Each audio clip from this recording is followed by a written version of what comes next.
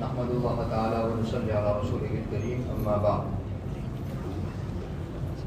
بنی اسرائیل کا وہ واقعہ چل رہا تھا جس میں حضرت موسیٰ علیہ السلام نے فرعون کے مقابلے میں بنی اسرائیل کو سمجھایا تھا اور ان کو ابھارا تھا۔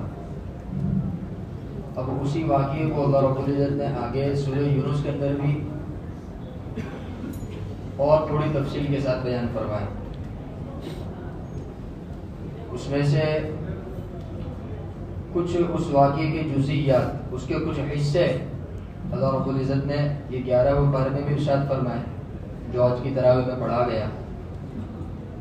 حضرت موسیٰ علیہ السلام کی جو قوم تھی یعنی بنی اسرائیل، یہ فرعون اور فرعون کی جو لشکر تھے اس سے بہت زیادہ خوف زدہ تھے۔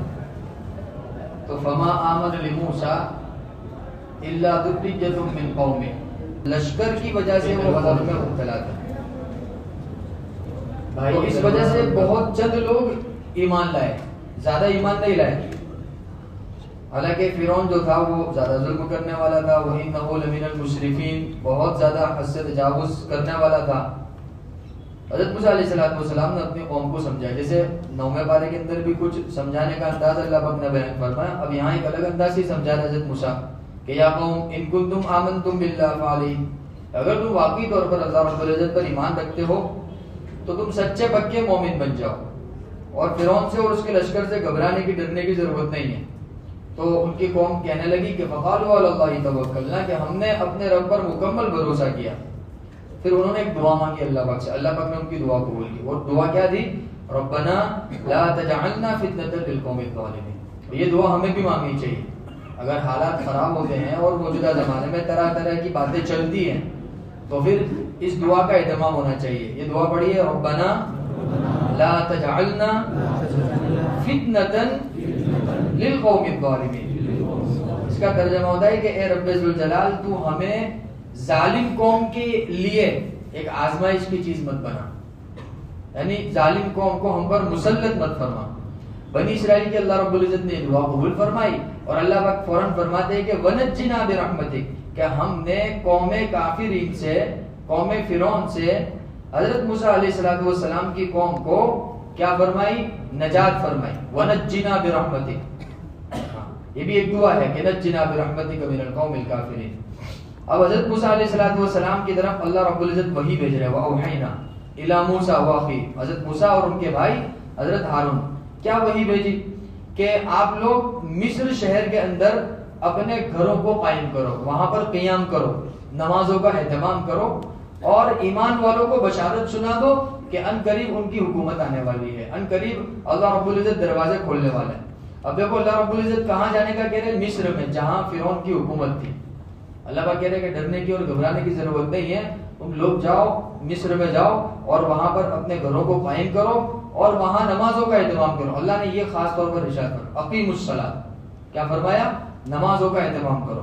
وبشر المؤمنین، اور جو سچے پکے مومن ہیں ان کو بشارت سناؤ کہ ان قریب حالات بدلنے والے ہیں۔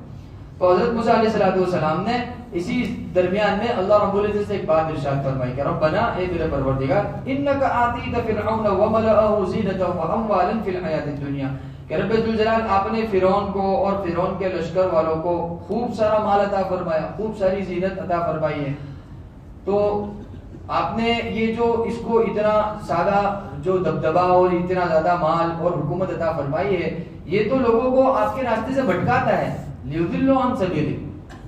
تو اب حضرت موسیٰ علیہ السلام فرعون اور اس کے لشکر کے خلاف بد دعا کر رہے کہ ربنا، اے پروردگار، اطمس علی اموالہم، کہ آپ ان کے مالوں کو ختم فرما دیجئے، واشدد علی قلوبہم، اور ان کے دلوں پر رب ذوالجلال کیا کر دیجئے؟ مہر لگا دیجئے، فلا یؤمنوا حتی یروا العذاب العلیم، نہ وہ ایمان لائے یہاں تک کہ وہ دردناک عذاب کو دیکھ لیں۔ تو اگر ہمارے زمانے میں بھی ایسے حالات بنتے ہیں تو ہمیں بھی ایسی دعاؤں کا اہتمام کرنا چاہیے، نہیں ہے کہ ادھر ادھر کے تذکرے ہو۔ قرآن پاک میں اللہ رب العزت نے جس چیز کو نازل فرمایا ہے اس کا اہتمام ہونا چاہیے۔ اب یہاں پر ایک بات ذرا قابل غور ہے، وہ یہ ہے کہ بعض حضرات جو ہوتے ہیں وہ اس بات کے خلاف ہوتے ہیں کہ بھائی صرف دعائی کی جائے گی، دعائی کرنا ہے، دوسرا کچھ کام نہیں کرنا ہے۔ تو جناب والا، ہماری ہمت میں، ہماری استطاعت میں جتنا ہوگا ہم اتنا تو کریں گے۔ اب بعض لوگ تو دعاؤں سے بھی کیا کرتے تھے، لوگوں کو دور کرتے تھے. خالی دعا کرنے سے کیا ہوگا؟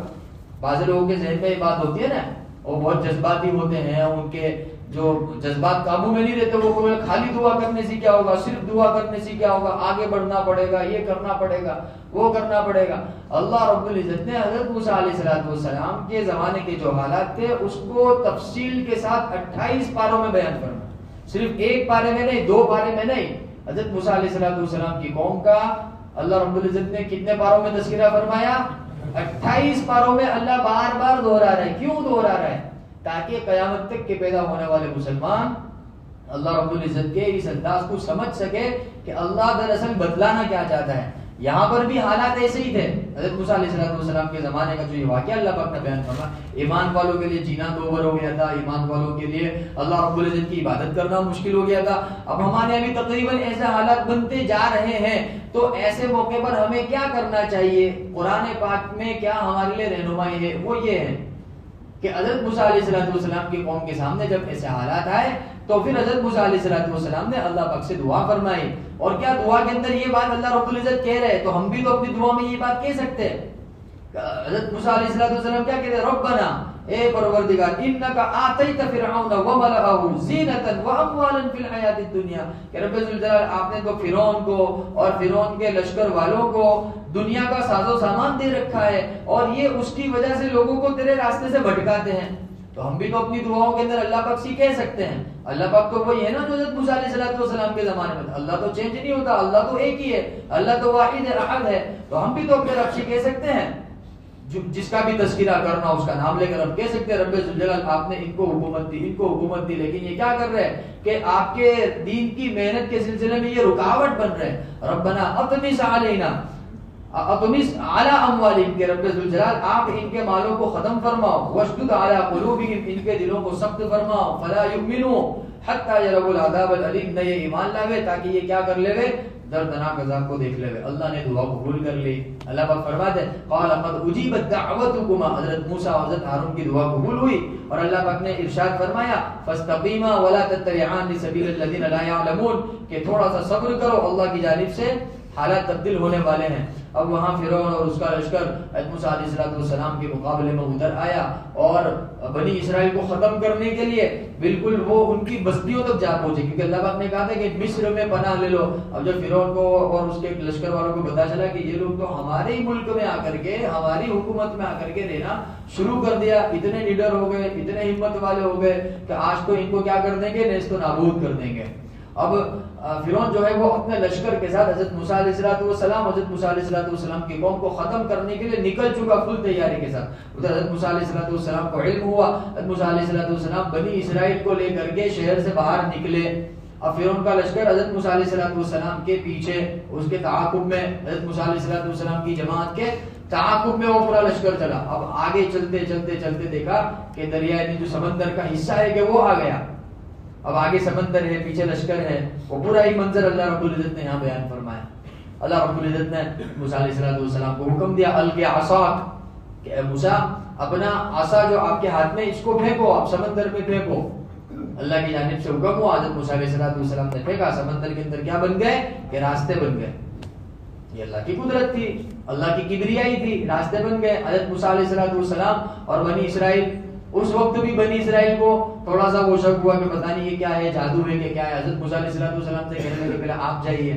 حضرت موسیٰ علیہ السلام پہلے گئے اندر، پھر آہستہ آہستہ بنی اسرائیل بھی حضرت موسیٰ علیہ السلام کے پیچھے پیچھے گئے. آگے فرماتے ہیں وجاوزنا بنی اسرائیل، اللہ پاک فرماتے ہیں کہ جب ہم نے بنی اسرائیل کو سمندر پار کروا دیا، کیا کروا دیا؟ سمندر پار کروا دیا. فرعون اور فرعون کا لشکر بھی پیچھے پیچھے آ رہا تھا. فَأَتْبَعَهُمْ فِرْعَوْنُ وَجُنُودُهُ بَغْيًا وَعَدْوًا، فرعون اور فرعون کا لشکر دشمنی میں اور عداوت میں ان کا پیچھا کرتے ہوئے سمندر کے بیچ میں جا پہنچا. اللہ پاک فرماتا ہے حَتَّى إِذَا أَدْرَكَهُ، اسی وقت عین ہم نے کیا کر دیا، پانی کو حکم دیا اور فرعون کے لشکر کو کیا کر دیا گیا، غرق کر دیا گیا. اب جب فرعون ڈوبنے لگا تو کیا کہتا ہے آمنتو میں ایمان لے آیا. کیا کہتا ہے فرعون؟ اللہ پاک نے نازل کیا اس کو فَأَتْبَعَهُمْ فِرْعَوْنُ وَجُنُودُهُ بَغْيًا وَعَدْوًا حَتَّى إِذَا أَدْرَكَهُ الْغَرَقُ، کہ جب وہ غرق ہونے لگا تو فرعون کلمہ پڑھ رہا ہے کہ آمنت انہ لا الہ الا الذی آمنت بہ بنو اسرائیل، کہ میں بنو اسرائیل کے رب پر ایمان لایا. کیا کہتا ہے؟ میں بنو اسرائیل کے رب پر ایمان لایا. وَأَنَا مِنَ الْمُسْلِمِينَ، اور کیا کہہ رہا ہے اپنے آپ کو؟ وَأَنَا مِنَ الْمُسْلِمِينَ، کہ میں مسلمانوں میں سے ہوں. اس لیے اللہ والوں نے کتابوں میں لکھا ہے کہ مسلمان ہوئے تو فرعون جیسے نہیں. حضرت موسیٰ علیہ السلام نے بھی فرمایا انا من المسلمین. فرعون نے بھی کہا انا من المسلمین. تو بتاؤ سچا پکا ایمان والا مسلمان کون؟ اللہ کے نبی حضرت موسیٰ علیہ السلام. اور یہی قول حضرت ابراہیم علیہ السلام کا بھی ہے انا من المسلمین. تو انا من المسلمین ایک وہ ہے جو فرعون نے کہا، اور انا من المسلمین ایک وہ ہے جو انبیاء نے فرمایا. تو اللہ رب العزت کو کون سا مطلوب ہے؟ نبیوں والا انا من المسلمین مطلوب ہے. تو فرعون بھی کہنے لگا کہ جب ڈوبنے لگا تو دیکھا کہ بالکل موت بالکل سامنے ہے، تو کہہ رہا ہے کہ میں بنو اسرائیل کے رب پر ایمان لایا اور انا من المسلمین، کیا وہ مسلمانوں میں سے ہو گئے.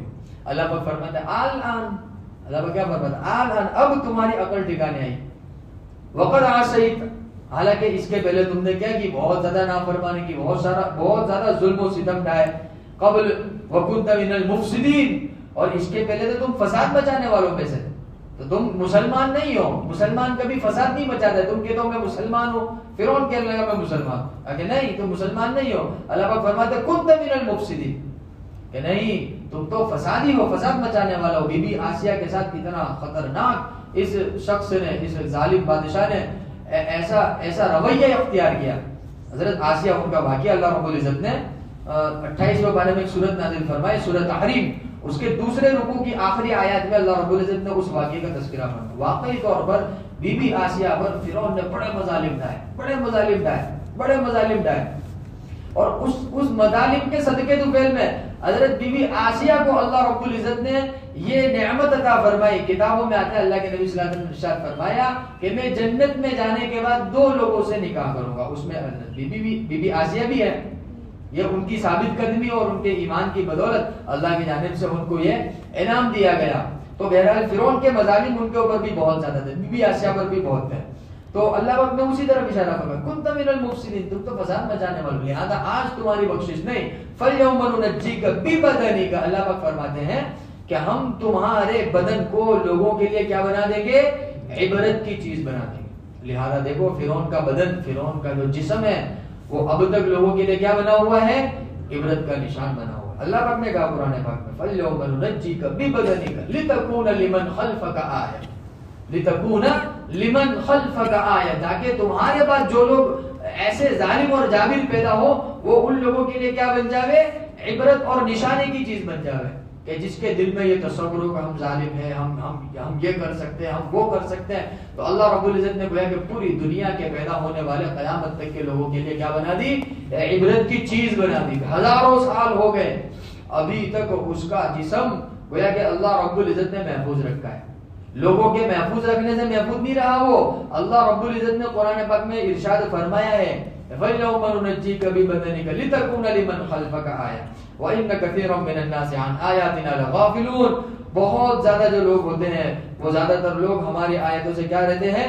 غفلت میں پڑ جاتے ہیں. یہاں حضرت موسیٰ علیہ السلام کے جو مقابل تھے ان کا واقعہ ختم ہوا. اب بنی اسرائیل کا واقعہ اللہ پاک بیان فرماتے کہ لقد بوأنا بنی اسرائیل مبوء. اب تو حضرت موسیٰ علیہ السلام کی قوم کو پورا کیا مل گیا ہے؟ چھٹکارا مل گیا. فرعون سے بھی چھٹکارا مل گیا، اس کے لشکر سے بھی کیا مل گیا؟ چھٹکارا مل گیا. اب حکومت آ گئی تو اللہ پاک فرماتے ہیں ہم نے بنی اسرائیل کو ایک بہترین ٹھکانہ دیا، ورزقناہم من الطیبات، اور پاکیزہ رزق ان کو دیا. لیکن کیا ہوا؟ فَمَخْتَلَفُوا، آپس میں اختلاف کرنے لگے. کہتے ہیں جب نعمتیں آئیں تو اللہ کا شکر ادا کرنا چاہیے، آپس میں اختلاف نہیں کرنا چاہیے، تیرا میری نہیں کرنی چاہیے. بنی اسرائیل تیرا میری کے اندر مبتلا ہو گئے.